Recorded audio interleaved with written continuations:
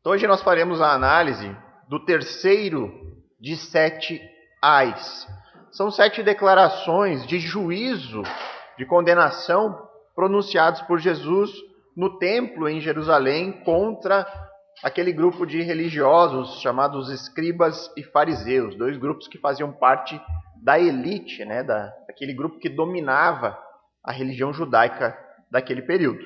A primeira declaração nós vimos lá no versículo 13, que é dito: ai de vocês, escribas e fariseus hipócritas, porque vocês fecham o reino dos céus diante das pessoas, pois vocês mesmos não entram, nem deixam entrar os que estão entrando. Ou seja, Jesus denuncia a eles da sua religiosidade de tal forma que eles cometiam o maior de todos os erros, o erro da rejeição ao Messias Jesus Cristo. Só que além de cometer este erro, eles ainda agiam ativamente, plantando a semente de dúvida no coração de outras pessoas. Pessoas que estavam muitas vezes interessadas em ouvir Jesus, pessoas muitas vezes maravilhadas com os milagres que Jesus fazia, mas desta forma os religiosos influenciavam ao questionamento, à dúvida em relação a quem Jesus é de fato. E dessa forma, eles, além de não entrarem no reino, porque não há como entrar, fazer parte do reino do Messias sem crer nele, eles também agiam de forma a fechar as portas do reino para essas outras pessoas. A segunda declaração nós vimos no verso 15. Ai de vocês, escribas e fariseus hipócritas, porque vocês percorrem o mar e a terra para fazer um prosélito, e uma vez feito, tornam o filho do inferno 2 vezes mais que vocês. Jesus aqui censura uma das marcas da religiosidade hipócrita, o fazer discípulos de si mesmos. O religioso hipócrita, no padrão escriba e fariseu, ele gera apenas novos religiosos igualmente hipócritas. Então, na busca por fazer novos convertidos, esses escribas e fariseus, eles não carregavam a mensagem da palavra de Deus, da salvação que é encontrada no Messias Jesus. Eles carregavam a mensagem do farisaísmo. E por conta disso, eles tornavam este novo convertido, este novo religioso, ainda mais severo, ainda mais legalistas do que eles mesmos. E por isso tornavam-se filhos do inferno 2 vezes mais do que o grupo original. Segundo Jesus, o destino final desses religiosos, que busca nas obras a sua justificação, é apenas um: tormento eterno, ser lançado para longe do reino do Messias. E hoje, então, nós veremos a terceira declaração que nós encontramos em Mateus 23, versos 16 a 22. Então, acompanhe comigo a leitura do texto. Diz assim a palavra do Senhor: ai de vocês, guias cegos, que dizem: se alguém jurar pelo santuário, isso não tem importância. Mas se alguém jurar pelo ouro do santuário, fica obrigado pelo que jurou. Seus tolos e cegos, qual é mais importante, o ouro ou o santuário que santifica o ouro? E vocês dizem: se alguém jurar pelo altar, isso não tem importância. Mas se alguém jurar pela oferta que está sobre o altar, fica obrigado pelo que jurou. Cegos, qual é mais importante, a oferta ou o altar que santifica a oferta? Portanto, quem jurar pelo altar, jura por ele e por tudo que está sobre ele. Quem jurar pelo santuário, jura por ele e por aquele que nele habita. E quem jurar pelo céu, jura pelo trono de Deus e por aquele que está sentado no trono. Vamos orar mais uma vez, irmãos? Bondoso Pai, amado Deus, nós agora nos colocamos diante da Tua Santa Palavra, essas declarações de juízo que o Senhor mesmo entregou aos religiosos do seu tempo, e pedimos, com a Tua graça e misericórdia, nos ajude a compreender e aprender com o erro deles, para que essa palavra de juízo não recaia sobre nós também, no fato de podermos estar hoje praticando as mesmas coisas que escribas e fariseus. Que o Senhor abra os nossos olhos para a verdade e que a gente possa viver de acordo com ela, obedientes a Deus e crendo no Senhor Jesus como nosso único e suficiente Salvador. É o que pedimos em nome de Cristo. Amém.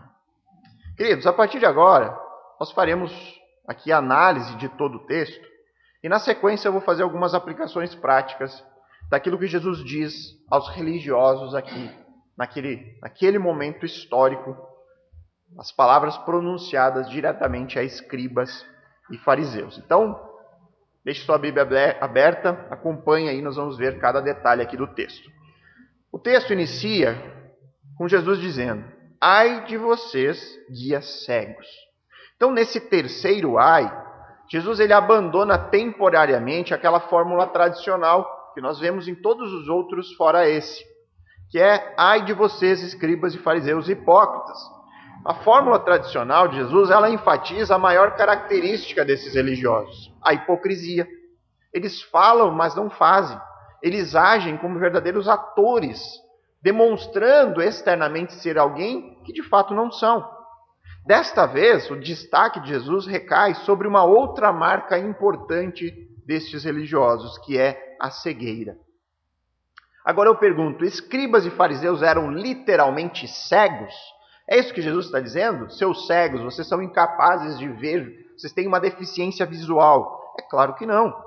São homens acometidos de um outro tipo de cegueira que não é física, mas que também impede a eles enxergar algumas questões que são óbvias no campo prático e espiritual, o campo do relacionamento do homem com a palavra de Deus. Algo que Jesus agora demonstra na sequência do texto, nos versos 16 a 19. Ai de vocês, guias cegos. Por que eles são cegos? Porque eles dizem alguma coisa. O que eles dizem? Se alguém jurar pelo santuário, isso não tem importância. Mas se alguém jurar pelo ouro do santuário, fica obrigado pelo que jurou. Seus tolos e cegos. Qual é o mais importante? O ouro ou o santuário que santifica o ouro? E vocês dizem ainda, se alguém jurar pelo altar, isso não tem importância. Mas se alguém jurar pela oferta que está sobre o altar, fica obrigado pelo que jurou. Cegos. Qual é mais importante? A oferta ou o altar que santifica a oferta?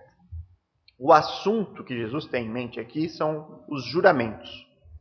Fazer algum tipo de voto onde a pessoa fica obrigada a cumprir o seu compromisso.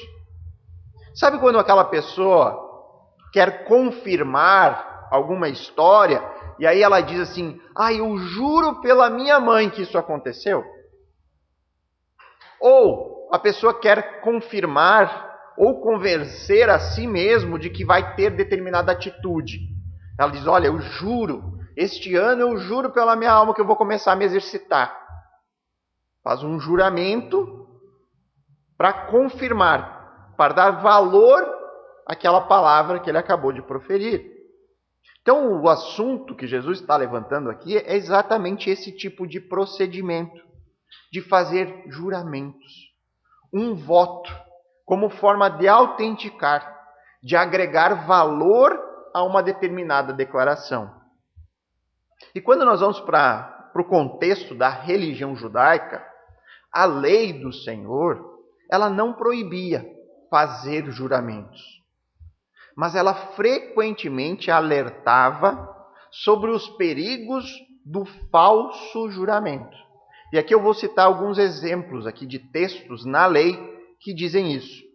Por exemplo, Levítico 19:12. Ele diz assim: não desonrem o nome do seu Deus usando para jurar falsamente. Então, segundo esse texto, jurar de maneira falsa era o mesmo que usar o nome de Deus em vão. Era desonrar o nome do Senhor. No contexto popular, irmãos, eu acho que vocês devem perceber, muito comum as pessoas, eu juro por Deus, falar esse tipo de coisa. E normalmente, no contexto do falso juramento, o texto diz que isso é usar o nome de Deus em vão. Depois, em Números 30, verso 2, ele diz assim: quando o homem fizer um voto ao Senhor, não violará a sua palavra. Ou seja, a palavra de Deus coloca aqui como um compromisso muito sério quando você faz um juramento. Se você faz, deve cumpri-lo. Na palavra de Deus não há margem para uma palavra dupla, um juramento sem convicção. Depois nós vamos para Deuteronômio 23, verso 21, quando diz assim: quando fizeres algum voto ao Senhor teu Deus, não tardará em cumpri-lo. Mais uma vez, ressaltando a seriedade com que esse assunto deve ser encarado. Então, de acordo com esses textos, nós já somos capazes de concluir que a lei mosaica, ela não proibia as pessoas de fazerem algum tipo de juramento, mas ela é muito enfática sobre juramentos que são feitos sem convicção, sem firmeza. Porque quando esse tipo de juramento é feito, quando você não tem certeza de que vai cumprir aquilo lá, segundo a Escritura, isso é o mesmo que usar o nome de Deus em vão. Você está pegando o nome mais valioso do mundo, o nome do Criador, e usando ele para trazer um pouco mais de valor à sua afirmação, que é sem firmeza, que provavelmente se demonstrará falsa. A Bíblia é muito enfática em relação a isso. Tenha cuidado sempre que você for fazer algo desse tipo. Se você não cumprir, você blasfemou contra Deus, usou o nome de Deus em vão. Então eu vou dar um exemplo prático aqui para deixar ainda mais claro isso. Então eu proponho neste dia o seguinte juramento. Eu juro por Deus que até o fim do ano eu vou ler a Bíblia inteira. Eu entendi, os pastores vivem dizendo a importância disso, então eu juro por Deus que até o final do ano eu vou fazer isso. Só que eu nunca li até hoje a Bíblia toda. E faltam só 5 meses para o término do ano. Ou seja, é aquele tipo de juramento feito na emoção, sem pensar direito nas consequências, das quais eu não tenho nenhuma convicção de que eu vou conseguir cumprir isso. Então eu uso o nome de Deus para tentar me convencer de que eu estou empenhado naquilo. Passa uma semana, 2, eu nem mais me lembro do juramento que eu fiz. Fazer esse tipo de juramento sem nenhuma convicção de conseguir cumprir, é o que a Bíblia chama de um falso juramento. Ele é um falso juramento lá no princípio já, pela falta de firmeza e convicção. Então a ideia central do que a Bíblia ensina sobre isso é que toda vez que a pessoa invoca o nome de Deus em um juramento, esse voto ele é considerado como uma dívida que você adquiriu diante de Deus e ela precisa ser obrigatoriamente paga. Portanto, a lei, ela não mandava, ela não encorajava as pessoas a fazerem votos ou juramentos, mas ela também não proibia. Ela apenas permitia que fossem feitos, ressaltando com muita ênfase a imensa responsabilidade que se tinha em cumprir com isso. Então a Bíblia não diz, todo crente, todo aquele que teme a Deus faça juramentos. Ela não fala, mas ela também não diz, ninguém faça nenhum tipo de juramento usando o nome de Deus. Ela simplesmente diz, se você quer fazer, tenha certeza disso. Tenha convicção, porque você vai estar adquirindo uma dívida com Deus. E isso será cobrado. Os judeus do primeiro século, eles entendiam isso de maneira muito correta. Que fazer juramentos era invocar a Deus. E se esse juramento não fosse cumprido, Deus cobraria, como um falso testemunho. E, obviamente, havia certo temor no povo diante disso. O povo judeu, bem ou mal, como falou o pastor Adriano, eles erravam na aplicação, mas eles sabiam muitas vezes a teoria de alguma maneira correta. Eles tinham temor em alguns aspectos. E então o que eles faziam diante disso? Eles faziam algo que eu citei na semana passada aqui na pregação, que é uma marca da falsa religião. A falsa religião, ela sempre busca por subterfúgios para não ter que lidar diretamente com a palavra de Deus. Quando a palavra de Deus contradiz a própria religião, a própria religiosidade hipócrita. Então esses religiosos aqui faziam os seus juramentos, que eram igualmente hipócritas, juramentos sem convicções, faziam de uma forma a não se comprometer com ter que fazer aquilo, de adquirir uma dívida diante de Deus, e aí então qual era o subterfúgio que eles encontravam para isso? Para fazer os seus juramentos e não ter que prestar contas disso? Vamos jurar pelo santuário. Porque na opinião deles, o santuário não tem tanta importância. Mas jamais jure pelo ouro. Porque, na opinião deles, o ouro era aquilo realmente valioso. E se ele jurasse pelo ouro, ficaria obrigado a ter que cumprir a sua palavra. Então, olha como eles orientavam as pessoas da religião, as pessoas comuns. Eles são os líderes.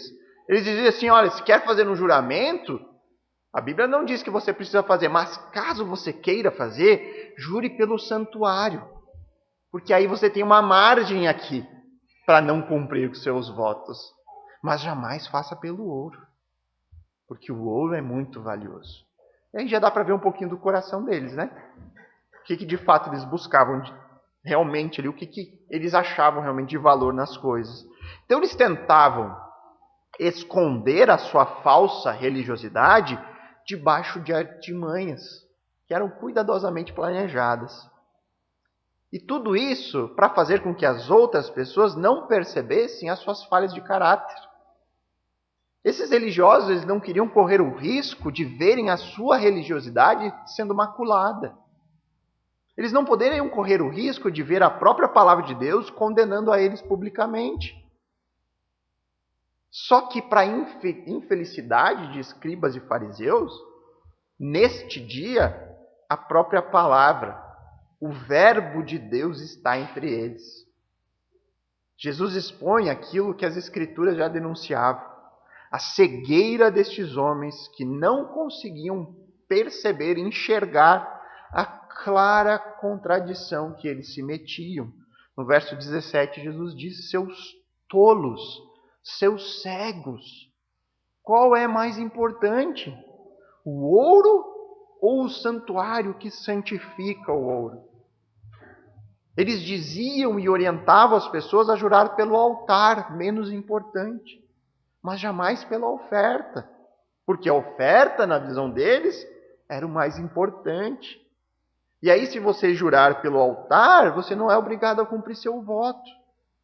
Mais uma vez, no verso 19, Jesus diz, cegos. O que é mais importante? A oferta ou o altar que santifica a oferta? E aí, nos versos 20 a 22, Jesus expõe toda a clara contradição que ocorria nesse tipo de pensamento, mas que escribas e fariseus eram incapazes de enxergar, completamente cegos para a verdade. E o mais grave, eles conduziam as pessoas para este mesmo caminho de cegueira. Eles ensinavam isso e as pessoas seguiam a palavra desses homens. Verso 20 a 22. Portanto, quem jurar pelo altar, jura por tudo que nele está. Quem jurar pelo santuário, jura por ele e por aquele que nele habita. E quem jurar pelo céu, jura pelo trono de Deus e por aquele que está sentado no trono. Aqui na parte final, Jesus retoma algo que ele falou lá no Sermão do Monte, Mateus capítulo 5, que ele também traz o assunto do juramento, e naquele momento ele usou que os religiosos eles juravam pelo céu, mas não por Deus diretamente, como se os céus não fosse o local da habitação de Deus. Também tentavam esse subterfúgio de algo que para eles não era tão importante. Então, quando a pessoa tem medo de fazer um juramento falso, ela vai dizer, ela não jura sobre si mesma, ela jura sobre os outros, né? Ah, eu juro pela minha falecida mãezinha. Ah, eu juro pela... Não quer jurar por ele mesmo, jura por outros, né? Então, escribas e fariseus, hipócritas e cegos, eles tentavam aqui fugir das suas responsabilidades e manter meramente uma aparência religiosa. E com isso, eles acabavam negociando a verdade bíblica. Eles negociam a verdade para buscar os seus próprios interesses, buscar conservar as suas próprias tradições. Para eles, o que mais tem valor é a religiosidade exterior, aquilo que aparentavam ser. Jesus diz, cegos insensatos, guias perigosos, pessoas que não se deve confiar, muito menos seguir. E aqui você percebe, irmãos, como tudo isso aqui vai se tornando um divisor de águas nesse momento da história. As pessoas que estão ali ouvindo, elas não têm mais como ficar em cima do muro aqui em relação a Jesus e os religiosos. Ambos, Jesus e escribas e fariseus, eles representam caminhos opostos. Então as pessoas nesse momento, elas ouvindo, elas terão que se decidir com quem elas estarão daqui por diante.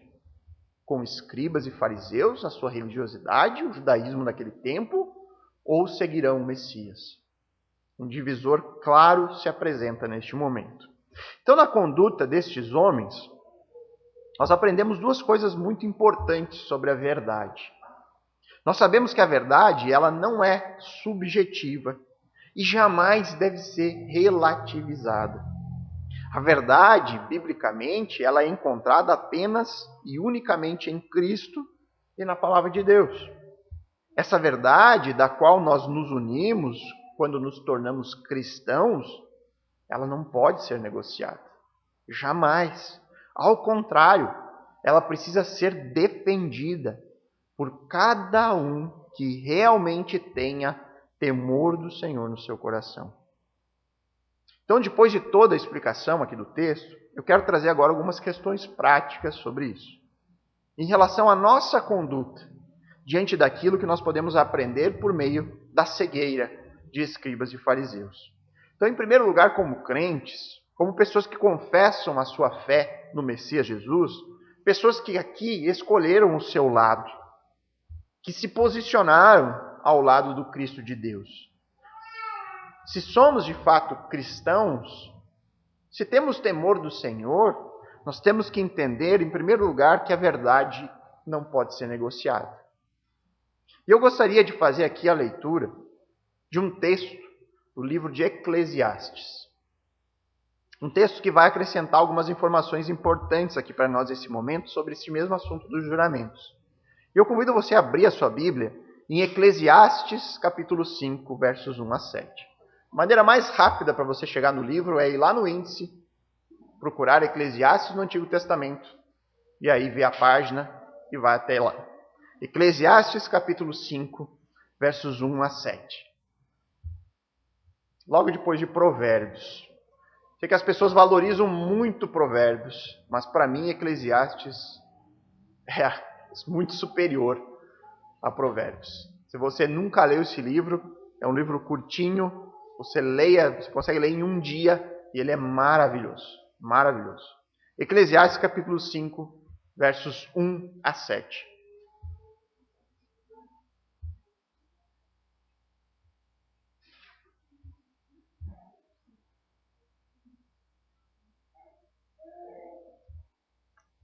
Vejamos o que diz o sábio aqui em Eclesiastes. Guarde o pé quando você entrar na casa de Deus. Chegar-se para ouvir é melhor do que oferecer um sacrifício de tolos, que fazem o mal sem se dar conta. Reparem que aqui o pregador, ele exorta o religioso hipócrita, aquele que frequenta o templo apenas para cumprir o ritual do sacrifício, mas que não se preocupa em ouvir a palavra de Deus. Já é uma condenação ao hipócrita, né? Que a sua boca não se precipite, nem se apresse o seu coração em pronunciar uma palavra diante de Deus. Porque Deus está nos céus e você aqui na terra, um chamado à reverência. Precisamos entender quem Deus é. Se eu tenho em Deus uma posição elevada, se eu entendo que Ele está nos céus, distante, o maior, isso faz com que a minha relação com Ele seja movida por esse sentimento de entender quem eu sou diante de Deus. E aí eu não me achego mais a Ele de qualquer jeito. Eu não chego a Ele com uma multidão de palavras, fazendo promessas de que eu não sou capaz de cumprir. Portanto, o texto diz, porque eu entendo quem eu sou e quem Deus é, porque eu sei a diferença de valor, sejam poucas as suas palavras. Porque das muitas preocupações vêm os sonhos, e do muito falar palavras tolas. Quando você fizer algum voto a Deus, não demore a cumpri-lo, pois Ele não se agrada de tolos. Cumpra o voto que você faz. Melhor é não fazer voto do que fazer e não cumprir. Não consista que a sua boca o leve a pecar. Nem diga ao mensageiro de Deus que foi descuido. Por que fazer com que Deus fique irado por causa do que você diz e deixar que Ele destrua o que você fez? Porque como na multidão dos sonhos há vaidade, assim também nas muitas palavras. Portanto, tema a Deus. Então a atitude demonstrada por escribas e fariseus que negociam a palavra para encobrir as suas falhas é típico de pessoas que não possuem aquilo que o autor de Eclesiastes encerra o verso 7 dizendo. Pessoas que não têm temor a Deus. Aquele que negocia os votos, que faz juramentos sobre coisas que não considera ter importância, que jura pelo santuário e pelo altar, mas nunca pelo ouro e pela oferta, com o único objetivo de não ter que se comprometer e cumprir com a sua própria palavra, aquela pessoa que faz votos, mas sabe desde o princípio que não vai cumpri-los, esta é a mais clara e objetiva afirmação de alguém que não tem compromisso algum com a verdade e que, portanto, não teme ao Senhor. Falta de compromisso com a verdade é o oposto de temer a Deus. E, infelizmente, irmãos, esse tipo de procedimento de pessoas que não possuem compromisso e que sem nenhum tipo de temor negociam a verdade, eles ocorrem com muita frequência em nossos dias. Lugares, até mesmo onde a verdade deveria ser a grande marca, igrejas que se dizem cristãs, que são portadoras da verdade e que são lideradas por pessoas que negociam essa verdade sem nenhum tipo de vergonha, com extrema facilidade. Líderes que agem na semelhança de escribas e fariseus, corrompem a palavra em favor dos seus próprios interesses. E aqui eu vou citar 2 exemplos da verdade sendo negociada que eu já presenciei. O primeiro diz respeito aos dízimos na igreja. Pastores fazendo afirmações e usando da Bíblia, da palavra, da verdade, para tentar trazer um pouco mais de valor sobre as suas afirmações. Esses homens afirmam que para aquelas pessoas que entregam 10% da sua renda para a igreja, elas serão, como uma promessa, extremamente abençoadas. Enquanto que aqueles que não entregam aquele valor percentual mínimo vão sofrer as consequências da maldição, do devorador, do gafanhoto, que só podem ser repreendidos por meio da oferta. Esse tipo de ensinamento, irmãos, ele sai apenas da boca de pessoas que não têm compromisso com a verdade, que negociam a palavra pelos seus próprios interesses. Ah, pastor, mas talvez esses líderes eles tenham aprendido dessa forma. E aí eles reproduzem aquilo que eles já aprenderam anteriormente. Infelizmente, essa desculpa não cola. Porque todos nós temos acesso ao texto bíblico. Todos nós podemos estudá-lo, buscar conhecimento, buscar uma verdade que jamais pode ser negociada. Se um líder prega algo que ele não tem certeza e convicção, ele já negociou a verdade. Se ele passa a ensinar algo que ele não tem certeza, ele já negociou. Ele não dá o devido valor a ela. Um ensinamento falso. Falso. A Bíblia não ensina esse tipo de coisa. Isso não é promessa em lugar nenhum. O segundo exemplo, também que eu já presenciei, foi ver líderes entregando uma outra falsa promessa a pessoas aflitas por conta dos seus parentes descrentes. Às vezes a pessoa tem um filho descrente, um marido descrente, um pai descrente, e aí eu já presenciei líderes usando Atos 16:31 para afirmar para aquela pessoa que aquele determinado parente em algum momento seria salvo, tranquilizando a pessoa. Olha, não se preocupe, em algum momento ele vai crer no Evangelho, porque essa é uma promessa de Deus para o crente. Lá o texto de Atos 16:31 diz assim: creia no Senhor Jesus e você será salvo, você e toda a tua casa. E aí eles usam esse texto para dizer, olha, não se preocupe, você está aflito aí com o seu filho, que abandonou a igreja, que está no um caminho ímpio, não se preocupe, em algum momento ele crerá, porque essa é uma promessa de Deus para os crentes. E aí basta uma análise simples, gramatical, e você descobrirá que crer é o núcleo da sentença. Se você e toda a sua casa crerem, serão salvos. Esse tipo de conduta, irmãos, é típico de quem negocia a verdade, que não possui compromisso com ela e que a trata sempre de forma rasa, superficial, apenas para não ter que encarar a verdade com o objetivo de contentar a todos. O bom e velho desejo de agradar os outros se sobressai ao desejo de agradar a Deus. O temor das pessoas se torna maior do que o temor a Deus e a verdade. Não há preocupação sequer de analisar o texto de maneira cuidadosa. No fim, tudo isso aponta aqui que não há de fato temor do Senhor. Mas não se engane, irmãos, achando que esse é um erro apenas de líderes religiosos. A censura de Cristo aqui está direcionada para eles, porém o princípio ele pode ser aplicado a cada um de nós de forma individual. Todos nós podemos também cometer este erro de negociar a verdade. Quando faremos isso? Quando nós não honramos com os nossos compromissos, quando a nossa palavra não é sim, sim e não, não. É nestes casos, quando começamos a falhar com a verdade nas formas mais básicas, quando começamos a ter o hábito da palavra dúbia, você nunca tem certeza de que a pessoa vai fazer aquilo mesmo, você nunca tem convicção, e aí nós passamos a recorrer aos métodos dos fariseus. Quando você já é uma pessoa com palavra dúbia, você vai seguido recorrer àquilo que eles fizeram, tentar usar um juramento para dar credibilidade à sua palavra. Agora é importante destacar aqui, irmãos, que isso não se trata apenas de nós mesmos. Isso não é uma questão da minha imagem.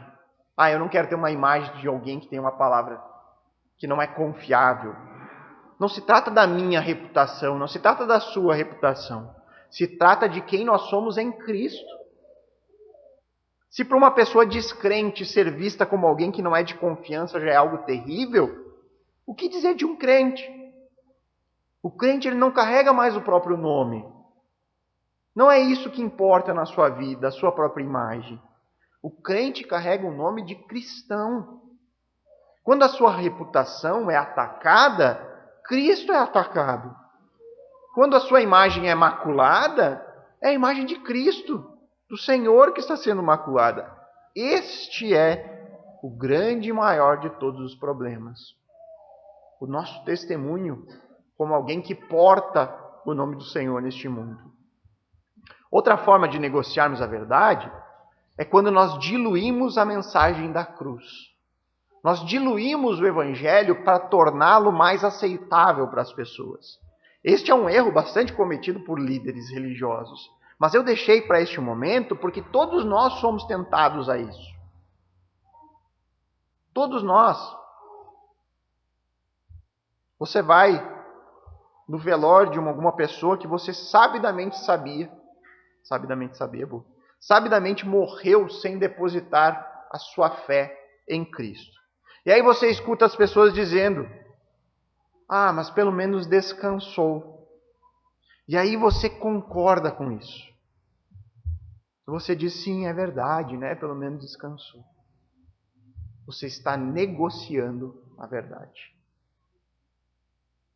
Isso não significa que você precisa lá e despejar a verdade do Evangelho de maneira dura, insensível para aquelas pessoas que estão sofrendo. Pelo contrário, mas não é o momento de concordar com o erro. É o momento de consolar e, em determinada oportunidade, voltar ao assunto e conversar sobre isso. Mas não concorde com a mentira, porque você tem um compromisso com a verdade. Ou ainda, quando você vai evangelizar um amigo,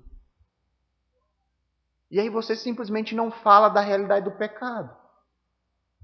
Você fala apenas uma mensagem de, Deus te ama, busque o Senhor, ore para Ele. Simplesmente essa mensagem. Você negociou ali a verdade para tentar fazer a mensagem do Evangelho ser mais atrativa aos ouvidos sensíveis do mundo. Mas nós não podemos esquecer que o Evangelho ele não precisa ser atrativo. Ele precisa ser verdadeiro. Não é o Evangelho atrativo que vai converter, é o Evangelho verdadeiro. Aquele que, em primeiro lugar, começa sendo anunciado as más notícias. O pecado, a morte, o que aconteceu neste mundo. Para que depois você apresente a boa notícia, a salvação. Se você apresenta um Salvador para alguém que nem acha que precisa ser salvo, do que vai adiantar? A mesma coisa que você querer botar uma boia no braço de um nadador profissional. Ele não preciso de boia, eu sei nadar. A pessoa precisa entender o porquê ela precisa de Cristo. Quando nós não entregamos uma mensagem completa, esse procedimento é simplesmente negociar a verdade, para que aquela pessoa aceite melhor aquilo que você vai falar. A verdade, ela precisa ser comunicada, sem jamais ser negociada. Quando nós entendemos isso como crentes, então, além de jamais negociar a verdade, nós passaremos a entender que, em segundo lugar, a verdade precisa ser defendida. Pelo motivo do cristão não negociar a verdade, ele se torna automaticamente um defensor dela. Ainda mais levando em conta a nossa realidade atual, onde o mundo proclama que a verdade sequer existe. Nós vivemos dias onde a maioria das pessoas creem naquilo que é chamado de verdade relativa. O que isso significa? Que algumas coisas podem parecer verdadeiras para você, mas que não são verdadeiras para mim. Se você acredita, é verdade para você. Agora, se eu não acredito, não é uma verdade para mim. Quando essas pessoas dizem coisas como, tudo bem se Deus existe para você, mas Ele não existe para mim. Quando a pessoa afirma algo assim, ela está expressando essa crença popular, de que a verdade ela é relativa. Ela é para alguns, pode não ser para os outros. Cada um tem a sua própria verdade. E esse conceito ele se tornou muito popular porque ele parece ser um discurso agradável. Um discurso de tolerância, um discurso de mente aberta, mente evoluída. Só que na prática, ninguém realmente vive de acordo com isso. Ninguém realmente crê que a verdade é relativa no seu interior. Ele pode afirmar isso, mas ninguém vive de acordo com isso.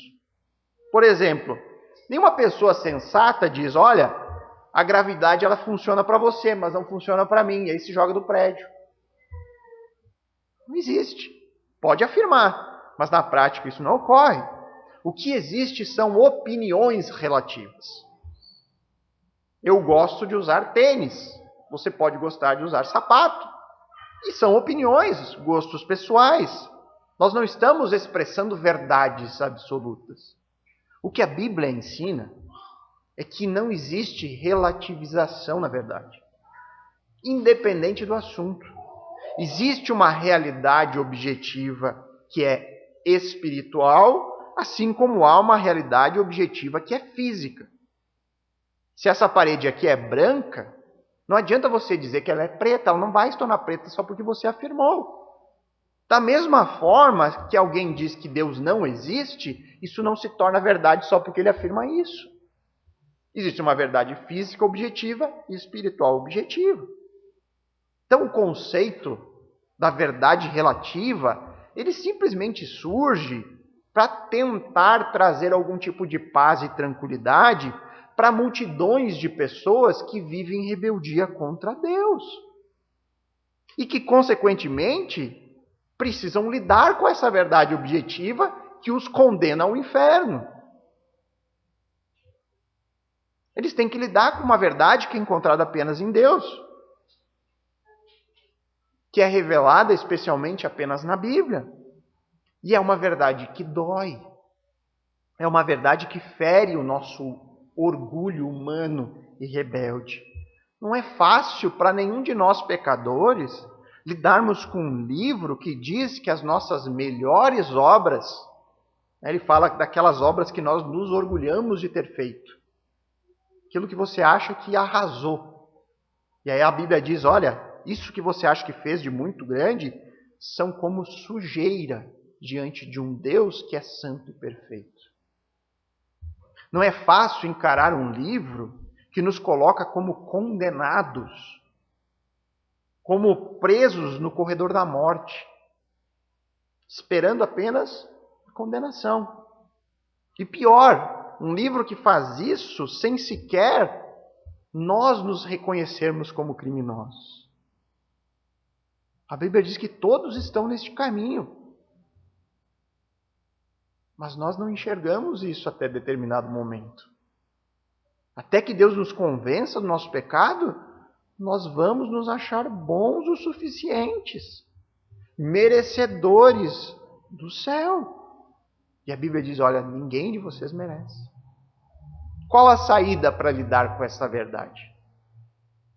Uma das saídas é você dizer, não me imponha as suas opiniões religiosas. Não me imponha isso como uma verdade para a minha vida. Porque a verdade é relativa.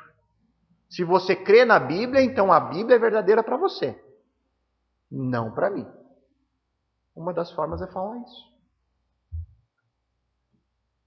Só que enquanto o mundo pensa desta forma, Jesus fala o contrário. Ficou registrado lá em João 14,6. Eu sou o caminho, e a verdade e a vida. Ninguém vem ao Pai, senão por mim. O povo cristão, ele defende a verdade, porque isso significa defender o nome de Cristo, que é a verdade.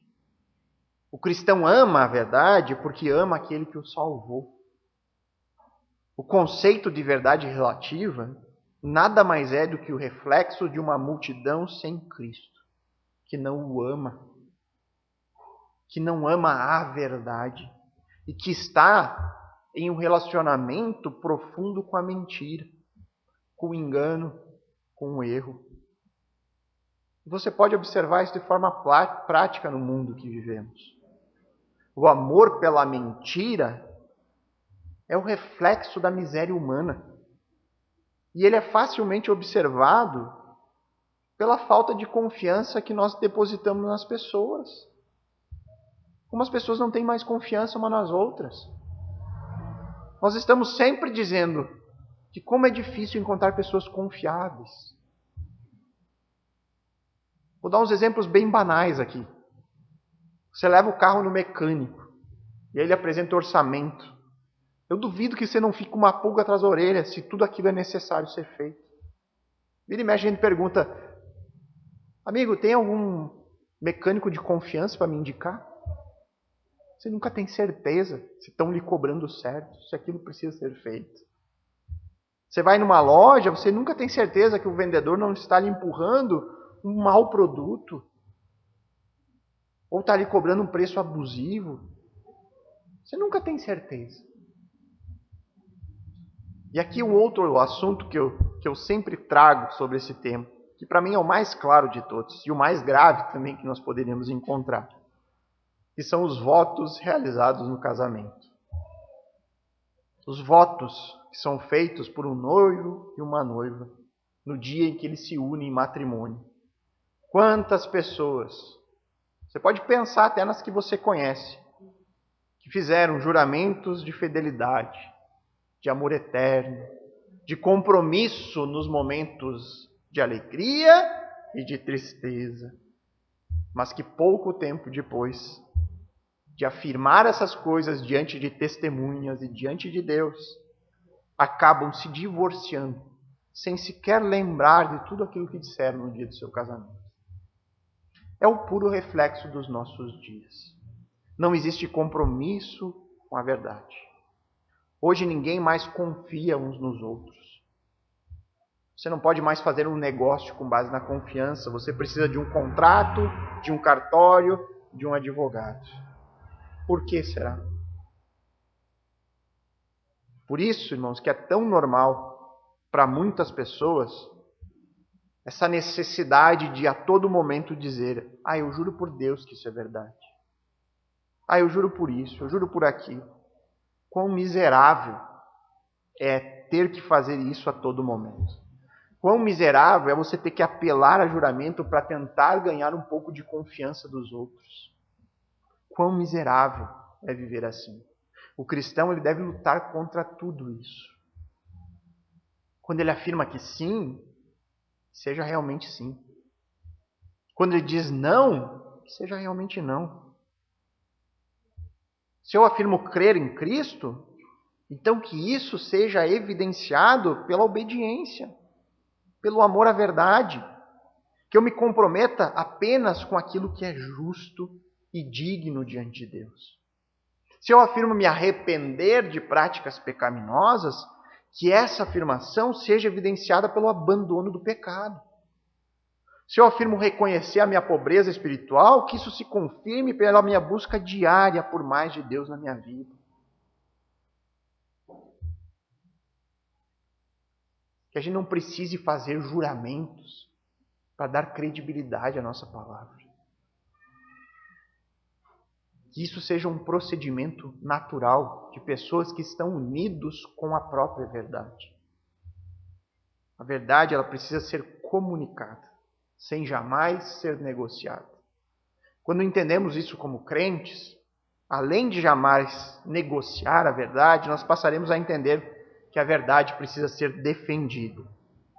Porque, segundo Cristo, ai de quem negocia a verdade em busca de satisfazer os seus próprios interesses.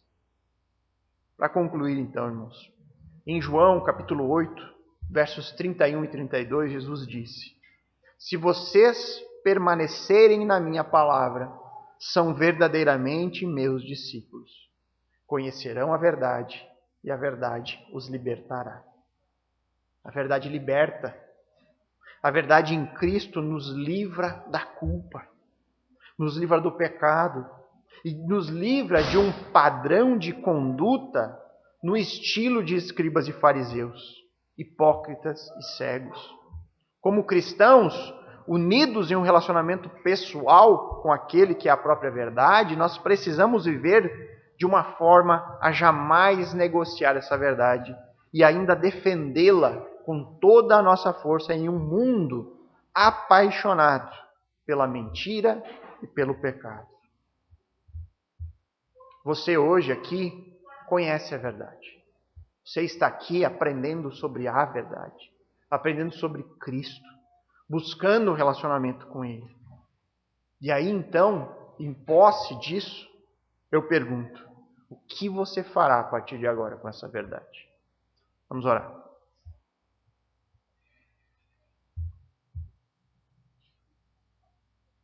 Querido Deus, bondoso Pai, obrigado primeiramente, Deus, porque hoje nós podemos estar aqui abrindo as Escrituras, a revelação especial de Deus a nós.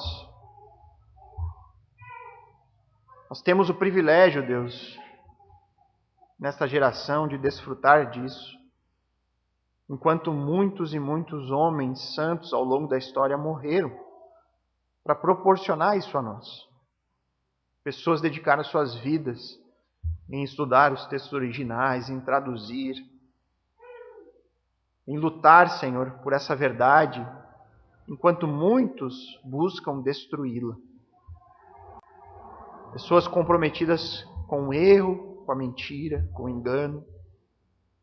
Enquanto o Senhor nos tirou dessa multidão, porque um dia nós também andávamos assim. E unicamente pela Tua graça e misericórdia, o Senhor abriu os nossos olhos para a verdade. E se hoje nós aqui junto afirmamos crer em Cristo como nosso Senhor e Salvador, nós precisamos viver de acordo com essa revelação. Nós precisamos mostrar as evidências de que a nossa palavra, a nossa confissão de fé é de fato verdadeira. E nós não fazemos isso por meio de juramentos. Nós faremos isso por meio de conduta. Sendo pessoas que jamais negociam essa verdade no mundo. e que defendem essa verdade, enquanto o mundo tenta nos convencer de que ela sequer existe. Nos ajuda, Senhor, nós confiamos porque sabemos que o Senhor nos promete que estarás conosco até a consumação dos tempos. Então o Senhor nos dará tudo aquilo que precisamos para fazer isso que nós aprendemos aqui com o erro dos fariseus e escribas. Diferente deles, sendo pessoas que jamais negociam a verdade e que defendem ela com todas as suas forças neste mundo. Nos ajuda, Pai, nos capacita, nos dá todas as ferramentas que precisamos para isso. O poder do Teu Santo Espírito e o poder das Escrituras. É o que pedimos em nome de Cristo. Amém.